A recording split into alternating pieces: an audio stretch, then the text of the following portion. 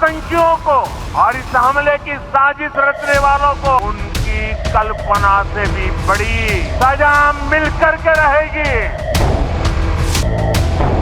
अब आतंकियों की बची खुची जमीन को भी मिट्टी में मिलाने का समय आ गया है। इस कार्रवाई में 9 टेररिस्ट कैंप्स को टारगेट किया गया और पूरी तरह से इसे बर्बाद किया गया।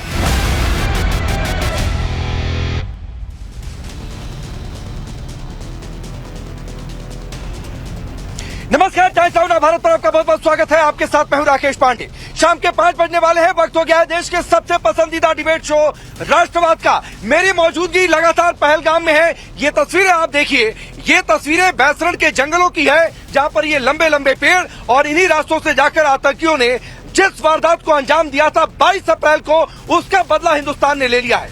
बीती रात 1:05 से 1:30 तक भारतीय सैनिकों ने अपना दमखम दिखाया, अपना शौर्य दिखाया। पाकिस्तान के अंदर घुसे और पाकिस्तान के अंदर घुसकर 9 आतंकी ठिकानों को नेस्तनाबूद कर दिया।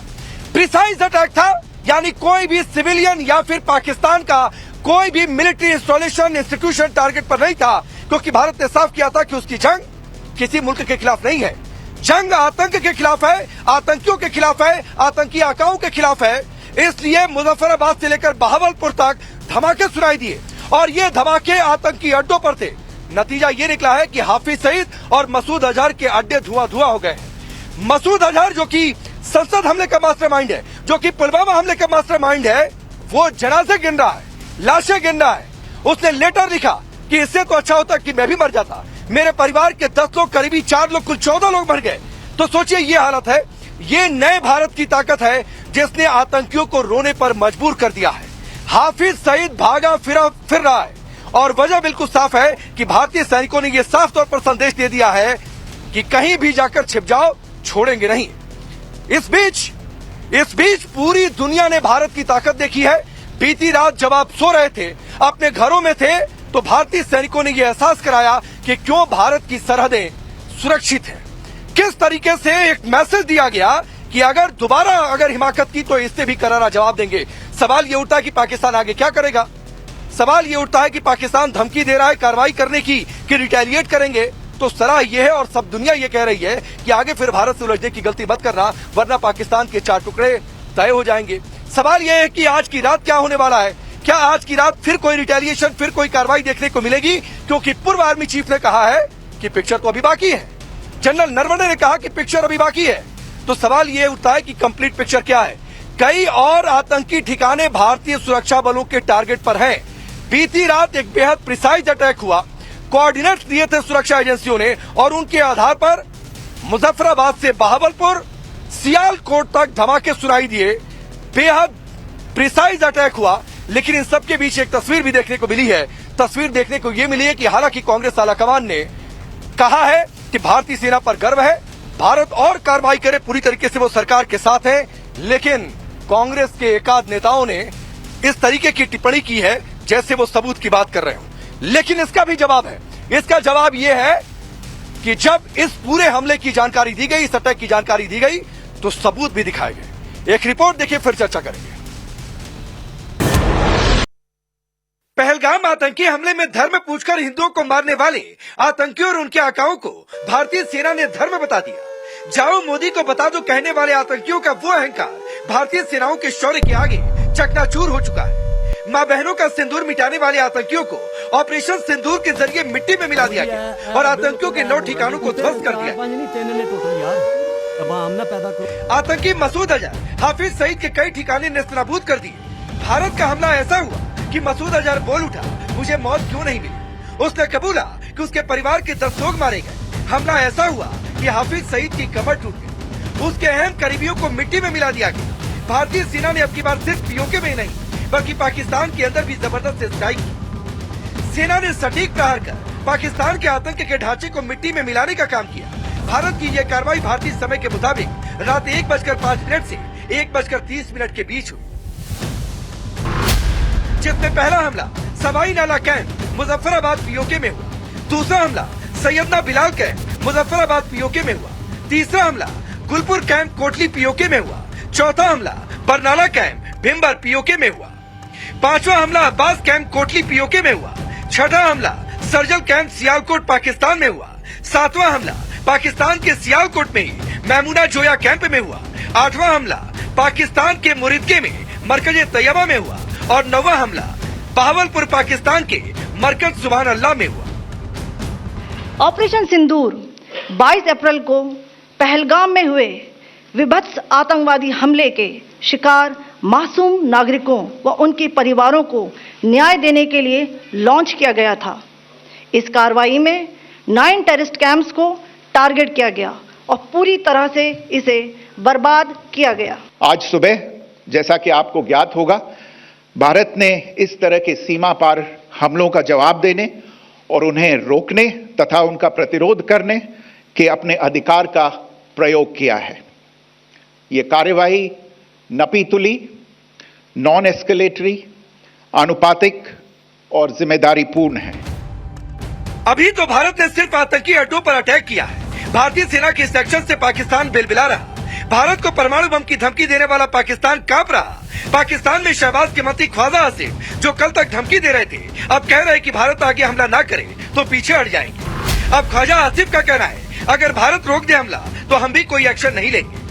ख्वाजा आसिफ का डर साफ दिख रहा, क्योंकि मुरिदके और बहावलपुर में मसूद अजहर और हाफिज के कैंप तबाह कर संदेश साफ है। इन लक्ष्यों का चयन विश्वसनीय इंटेलिजेंस सूचनाओं के आधार पर हुआ, ताकि आतंक गतिविधियों की रीढ़ तोड़ी जा सके और यह खास ध्यान दिया गया कि निर्दोष नागरिकों और सिविलियन इंस्टॉलेशन को नुकसान न पहुंचे। भारत के इस एक्शन से पूरा पाकिस्तान सहमा है। लाहौर, इस्लामाबाद, रावलपिंडी एयरपोर्ट बंद किए जा चुके हैं। लोग खौफ में जी रहे। आतंकी ठिकानों की मलबे में दबी तस्वीरें सामने आई हैं। मलबों के ढेर में दबे आतंकियों को निकाला गया। हाफिज और मसूद के ठिकानों से मारे गए आतंकियों को ले जाने की तस्वीरें सामने आई। पाकिस्तान के लोग खुद कबूल कर रहे कि अटैक हुआ।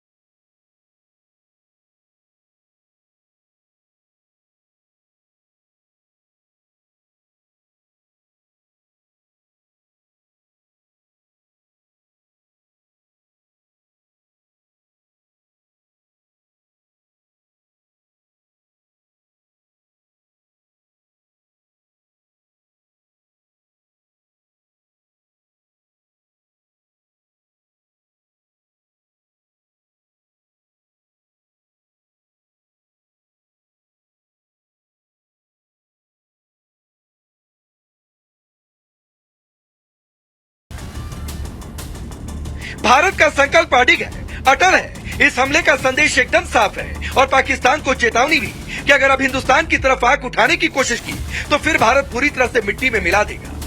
लेकिन ऐसे मौके पर जब पूरे हिंदुस्तान का सीना गर्व से चौड़ा हो रहा, पूरा देश सरकार और सेना की वाहवाही कर रहा, ऐसे मौके पर भी कांग्रेस के नेता ने सवाल उठा दिया। कांग्रेस नेता राशिद अलवी सरकार से सवाल कर रहे कि इस हमले में हाफिज सईद, मसूद अजहर मारे गए। हम अपनी फौज को मुबारकबाद देते हैं और भारत सरकार से पूछना चाहते हैं, क्या अजहर मसूद को मार दिया गया? हाफिज सईद अब जिंदा तो नहीं है? क्या वो आका जिनको मारने की बात की गई थी और जो लगातार हमारे मुल्क में दहशतगर्दी फैला रहे थे, उनका खात्मा हुआ या नहीं हुआ? पूरा भारत इन सवालों के जवाब भारत सरकार से ज़रूर पूछेगा।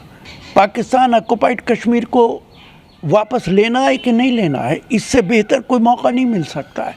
इससे ज़्यादा जवाब देना ज़रूरी है। ये कम से कम है। हमारी फ़ौज ने तो वो किया जो भारत सरकार ने कह दिया। मुझे नहीं लगता कि हमारी फ़ौज को खुली छूट दी गई थी। अगर हमारी फ़ौज को खुली छूट दी गई होती तो सिर्फ स्ट्राइक नहीं होता, इससे बड़ा कुछ होता। इतना ही नहीं, कांग्रेस विधायक जिग्नेश मेवानी ने भी ऑपरेशन सिंदूर पर सवाल उठाने की कोशिश की। जिग्नेश ने सोशल मीडिया पर पोस्ट कर लिखा, युद्धोन्मादियों, धार्मिक घृणा और फर्जी राष्ट्रवाद से लड़ो, आतंक भूख से मर जाएगा। क्या ये ठीक बात नहीं? हालांकि बाद में जिग्नेश ने अपना ट्वीट डिलीट कर दिया। हम लोग उम्मीद कर रहे थे कि जवाब ऐसा होना चाहिए कि पता चले, लेकिन कितना नुकसान हुआ और कितनों को मार पाए इसकी भी घोषणा होनी चाहिए। तो कांग्रेस पार्टी ने पाकिस्तान के ऑफिशियल कंटेंट क्रिएटर के रूप में फिर से भारत की सैन्य शक्ति पर सवाल खड़े कर दिए। फिर से वो एक बार सबूत मांग रहा है, जैसे कि सर्जिकल स्ट्राइक के बाद, बालाकोट एयर स्ट्राइक के बाद मांगा। चाहे वो राशिद अलवी हो, चाहे वो जिग्नेश मेवाणी हो, चाहे वो कांग्रेस के ऑफिशियल ट्विटर हैंडल हो जिसने सर तन से जुदा के भी ट्वीट, केरला कांग्रेस ने तो गनमैन बोला था आतंकियों को। आज उसी प्रकार से पाकिस्तान और कांग्रेस बोले एक ही जुबान, पाकिस्तान को बताए कांग्रेस अपना भाईजान। ये दो शरीर एक जान की तरह आज पेश आ रहे हैं। भले ही राहुल गांधी और कांग्रेस के सीनियर नेता सेना और सरकार के साथ खड़े होने की बात करते हो, लेकिन क्या राहुल गांधी, राशिद अलवी जैसे नेताओं के बयान को सही ठहराते हैं? इतना ही नहीं, इस कार्रवाई से पहले कांग्रेस के नेता राफेल पर नींबू मिर्च बांटकर सवाल कर रहे थे कि नींबू मिर्च राफेल से कब हटाओगे। अब सरकार ने एक्शन ले लिया तो अब कांग्रेस नेता इशारों में ही सही सरकार पर सवाल उठा रहे हैं। सवाल ये भी है कि भारतीय सेना पर पूरे हिंदुस्तान को नाज है, फिर सेना का मनोबल गिराने वाले बयान क्यों? सबसे बड़ा सवाल है कि क्या आतंकिस्तान फिर भारत पर हमले करने की कोशिश करेगा, और अगर ऐसी गलती कर दी तो फिर हिंदुस्तान पाकिस्तान का नामो निशान भी मिटा देगा। ब्यूरो रिपोर्ट, टाइम्स नाउ नव भारत।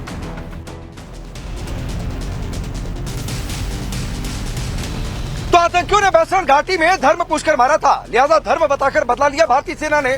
ऑपरेशन सिंदूर नाम दिया गया। सिंदूर नाम इसलिए क्योंकि कई महिलाओं का सुहाग उजाड़ दिया।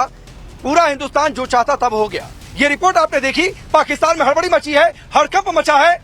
पाकिस्तान की सेना कहां जाकर आर्मी चीफ अपना मुंह छिपाए, ये उन्हें समझ में नहीं आ रहा। चेहरे उतरे हुए हैं, और उतरेंगे क्यों नहीं, क्योंकि पूरा सिस्टम धरा का धरा रह गया। भारतीय सेनाओं ने एलओसी पार की और अपना काम करके वापस चले आए। चलिए मैं आपका परिचय आज के मेहमानों से करवाता हूं।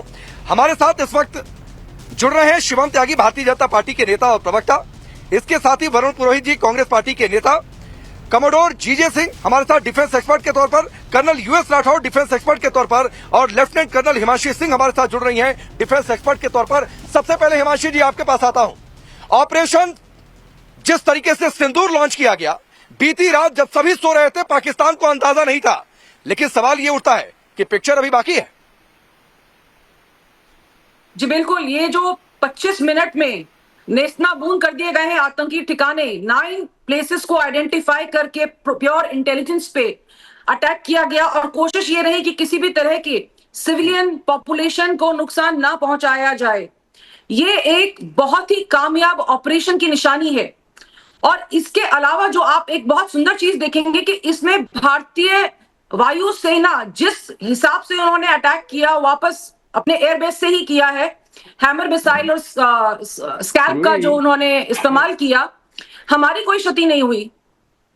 और अब अगर आप देखें तो पाकिस्तान पूरी तरीके से बौखलाया हुआ है, उसको समझ में नहीं आ रहा है। देखिए, यूएनएससी में वो गुहार लगा रहे हैं, उनकी मीटिंग्स हो रही है, वो आपसे अनुरोध कर रहे हैं कि आप इसको स्केल अप ना करें, और पिक्चर अभी बाकी है। इसका मतलब यही है कि अगर हम 25 मिनट में इस तरह की तबाही को अंजाम दे सकते हैं, तो अगर उनकी तरफ से कोई बड़ी कार्रवाई होती है तो हम क्या करने में सक्षम हैं, ये हमने उनको दिखा दिया है। इसका ये मतलब है कि अभी पिक्चर बाकी है।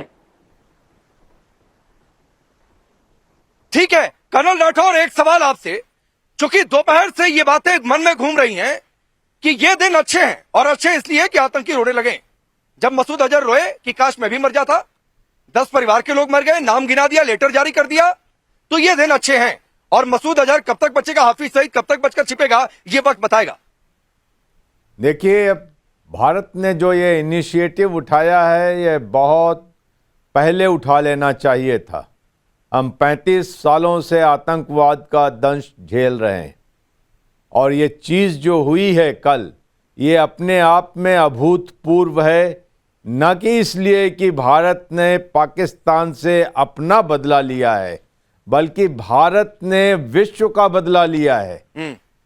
मुजफ्फराबाद, कोट बहावलपुर, मुरीद के, इन जगहों में वर्ल्ड लेवल की कॉन्स्पिरेसीज हुई। यहाँ पर दुनिया के मेजर टेरर अटैक्स के तार जुड़े, यहाँ से बड़े बड़े टेररिस्ट पैदा किए गए और पूरी दुनिया को उन्होंने दहलाया है।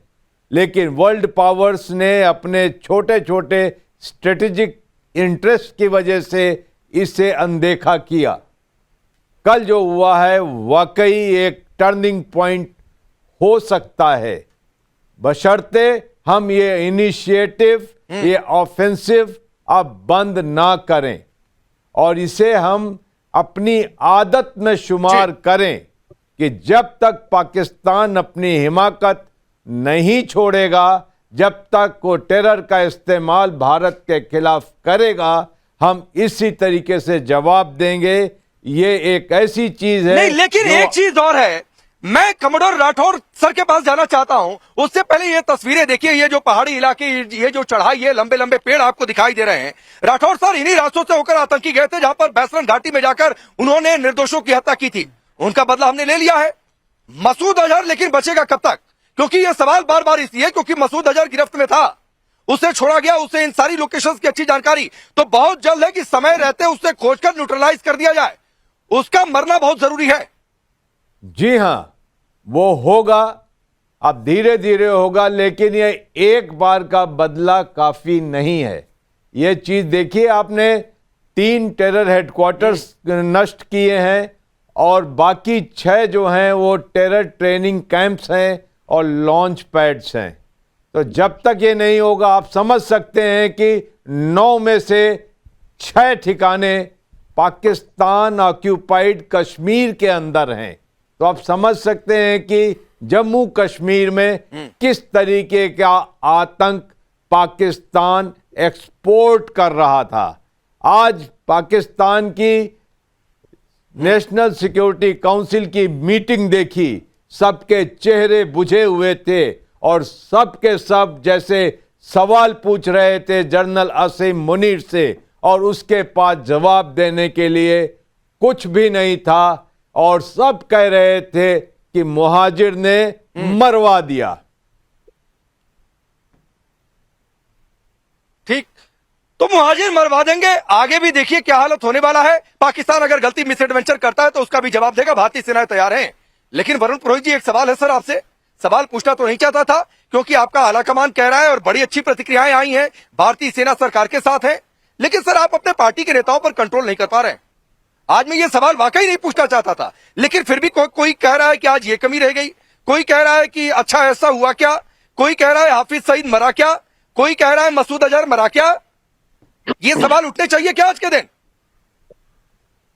राकेश जी, आप मीडिया वॉरियर हो, आपको सैल्यूट करता हूं मैं। सबसे पहले आप लोग भी 24/7 देश की जनता के लिए काम करते हो, और आदरणीय हिमांशी जी राठौड़ साहब और जे सिंह जी को मैं प्रणाम करता हूं, अभिवादन करता हूं, क्योंकि फौज के पीछे आज हमें देश कर रहे हैं और आनंद ले रहे हैं।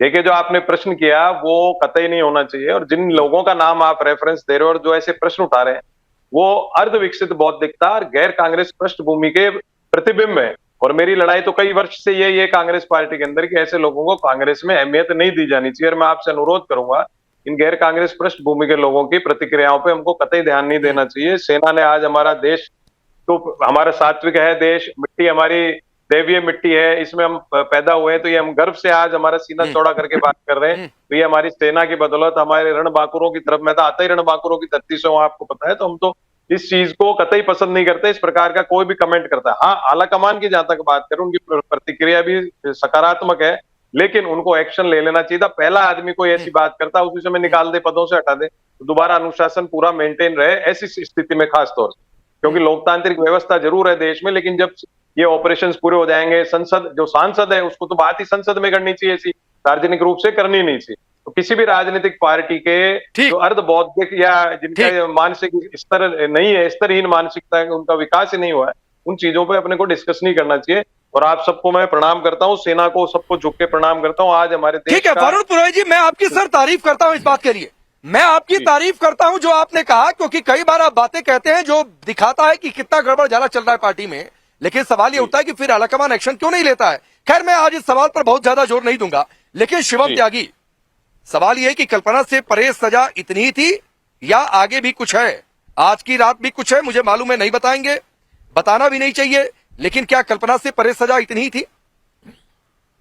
देखिए राकेश जी, मैं मानता हूं कि ये सब जो चीजें हैं ये तो इस देश की फोर्सेस पर छोड़ देना चाहिए और डिसीजन मेकिंग के लिए उनको ही मुझे लगता है कि सबसे सही जो जगह है वो वही है, वो ज्यादा तय करें, बेहतर तय करें। मैं कौन होता हूं बताने वाला, या फिर सरकार का रिप्रेजेंटेटिव कौन होता है बताने वाला। लेकिन इतना जरूर कहना चाहता हूं कि कमेंडेबल ये जो अटैक किया है, मैं एज ए लेमन समझ ही नहीं सकता कि इस देश की सरकार ने चैलेंज दिया, प्लान किया, कहा कि हम करने वाले हैं और कर दिया।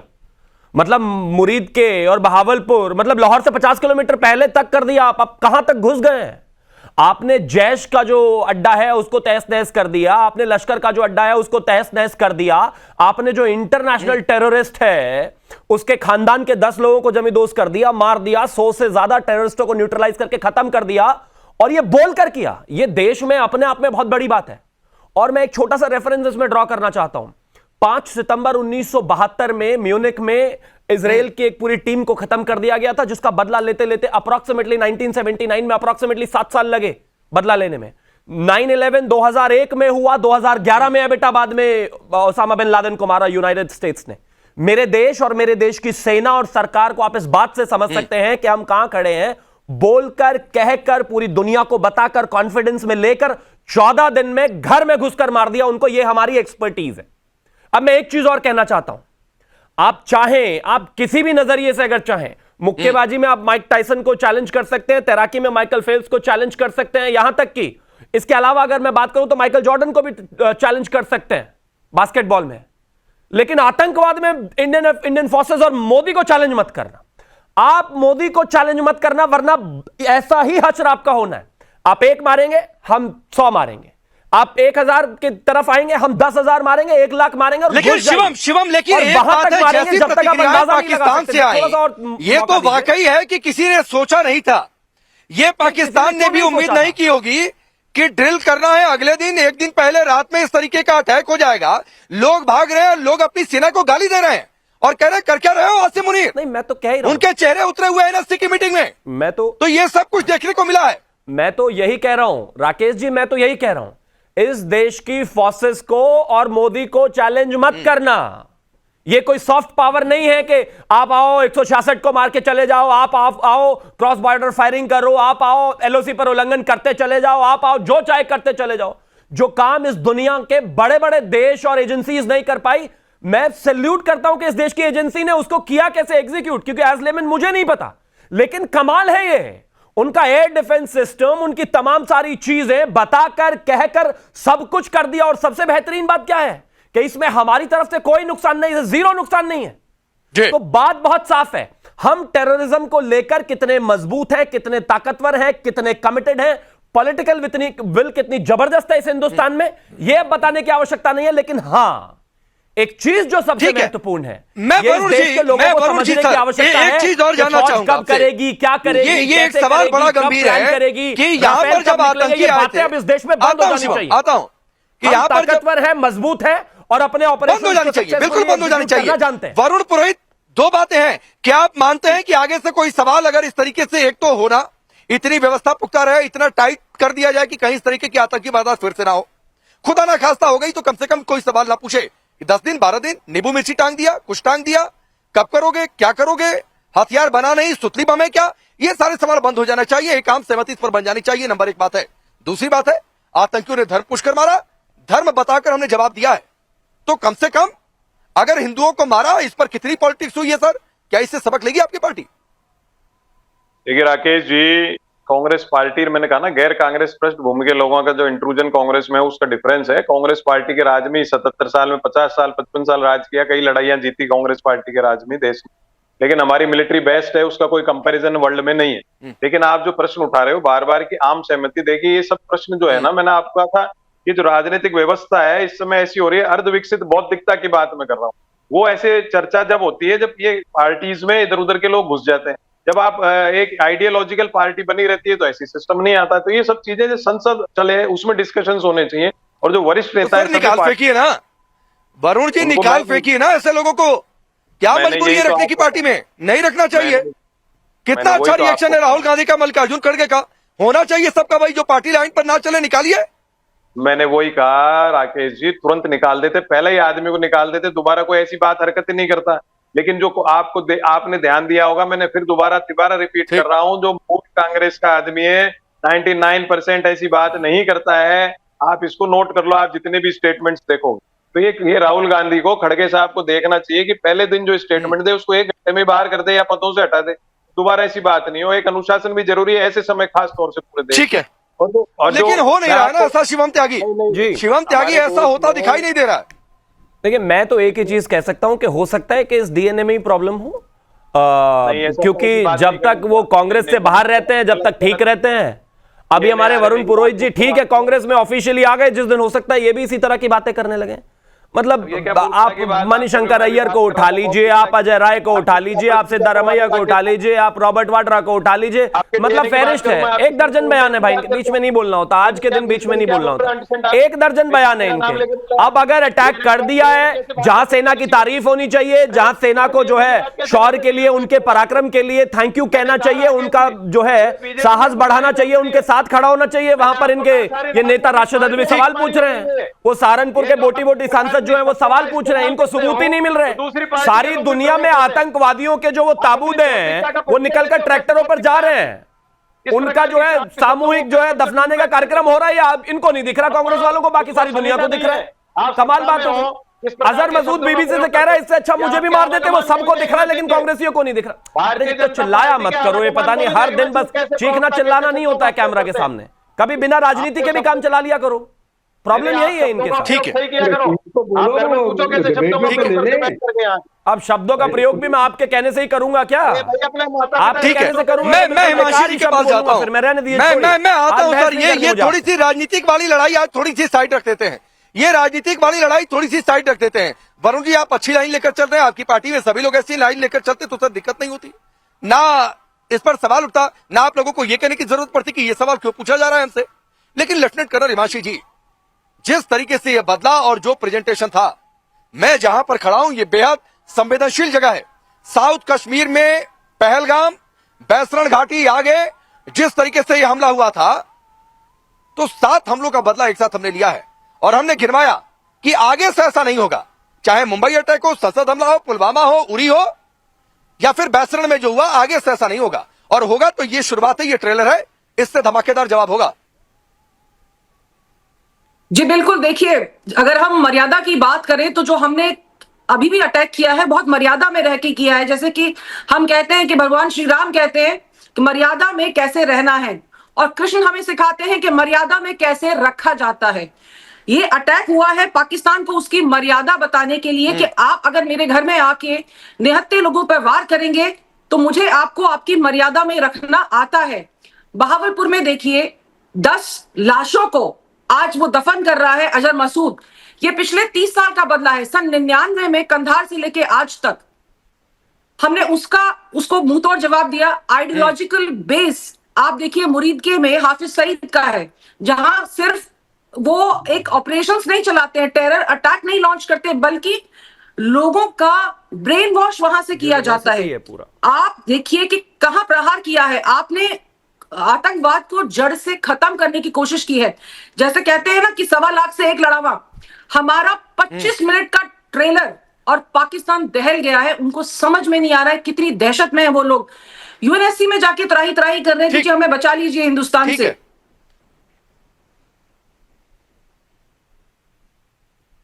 ठीक है जीजेत सिंह, लेकिन एक सवाल उठता है, सवाल यह उठता है कि पाकिस्तान तो अभी भी धमकियां दे रहा है, कह रहा है कि हम रिटेलिएट करेंगे, हम रिस्पॉन्ड करेंगे। तो क्या ये नहीं होना चाहिए कि आ जाओ भाई तुम रिस्पॉन्ड कर लो, इस बार हिसाब किताब चुकता कर लेते हैं? बहुत सारे लोगों की ऐसी राय है। ये आप देखिए राकेश, आप इसको ऐसे समझिए कि ये जो अटैक हुआ है, पहले तो ये बात है कि इसके अंदर हमने फिर वो बहुत बड़ी सरप्राइज जो है वो अचीव की है, क्योंकि पाकिस्तान की जो आर्मी थी, उनकी एयरफोर्स थी, वो फुल अलर्ट में बैठी हुई थी पिछले 10 दिन से 12 दिन से, और फुल इलेक्ट्रॉनिक सर्वेलेंस था उनका ऑन। उसके बावजूद हमने इस टाइम पीओके के अंदर नहीं, बल्कि उनका जो मेनलैंड पंजाब है, जो कि जैसे मुदीर के है, जो कि वाघा बॉर्डर से कोई 50 किलोमीटर भी नहीं है, वहां घुसकर उनको मारा है, जो कि उनका एक ऐसा इंफ्रास्ट्रक्चर था जो कि बहुत कॉम्प्लेक्स इंफ्रास्ट्रक्चर कहा जाता है, जहां पे वो रिक्रूटमेंट करते हैं, इंडोक्ट्रिनेशन करते हैं, ट्रेनिंग देते हैं। ऐसे सेंटर को वहां पे और बहावलपुर के अंदर देखिए, पीओ को छोड़ के हमने 4 एक्स्ट्रा जो मेन लैंड पंजाब प्रोविंस है उसके ऊपर अटैक किया है, फिर भी उनकी जरूरत नहीं है कि हमको कुछ कर पाए। और देखो, ये जो प्रूफ मांगने वाले हैं पॉलिटिशियंस, उनको आपसे नहीं पूछना चाहिए, उनको थोड़ा टीवी देखना चाहिए, क्योंकि पाकिस्तान की जो जनता है वही रिपोर्टिंग कर रही है, वही बता रही कि देखो भाई ये हो रहा है, वीडियो निकाल रहे हैं। उनकी जो आम आदमी है वो इन साइटों पे जाके वीडियो निकाल रहा है, सोशल मीडिया में डाल रहा है, आपकी चैनल्स के ऊपर आ रहे हैं कि देखो ये नुकसान हुआ है। सबूत ब्रिगेड जो है, सबूत मुझे ये बताए किस बात की जरूरत है सबूत दिखाने की, जब पूछने की, जब सब दिखाई दे रहा है। और दूसरी बात ये समझिए आप कि ये जो अटैक किया गया है, जैसे ये कर्नल हिमांशी जी बता रहे थे कि ये बहुत ही कैलकुलेटेड, कैलिब्रेटेड, प्रोपोर्शनेट जिसे कहते हैं, और बहुत ही मेजर्ड, नाप तोल के किया है। हमने कोई सिविलियन कैजुअल्टीज नहीं किया। एक होता है कि पहलगाम के अंदर इनोसेंट आर्मलेस जिनके पास कुछ नहीं है उनको कत्ल कर देना, उनके ऊपर गोली चला के भाग जाना। दूसरा है कि पहले हमने बताया, हमारे प्राइम मिनिस्टर ने उनको चेतावनी दी है कि देखिए हम आ रहे हैं, फिर जाके उनको मारना। राठौर साहब, जो बातें जीजे सिंह ने कही हैं उसमें से एक सवाल है, क्योंकि पिछले 22 तारीख के बाद कई सारे पाकिस्तान के गेस्ट भी जुड़े, फिर हम लोगों ने बाद में तय किया कि ठीक है चलो नहीं बिठाएंगे, कहते थे आ जाओ आ जाओ आ जाओ आ जाओ।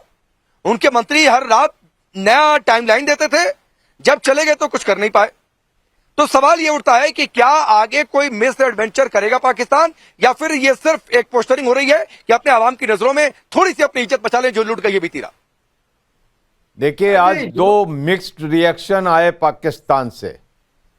अटैक के तुरंत बाद उनके डिफेंस मिनिस्टर ख्वाजा आसिफ ने कहा कि अगर भारत इसके बाद अटैक ना करे तो हम कोई रिटेलिएशन नहीं करेंगे।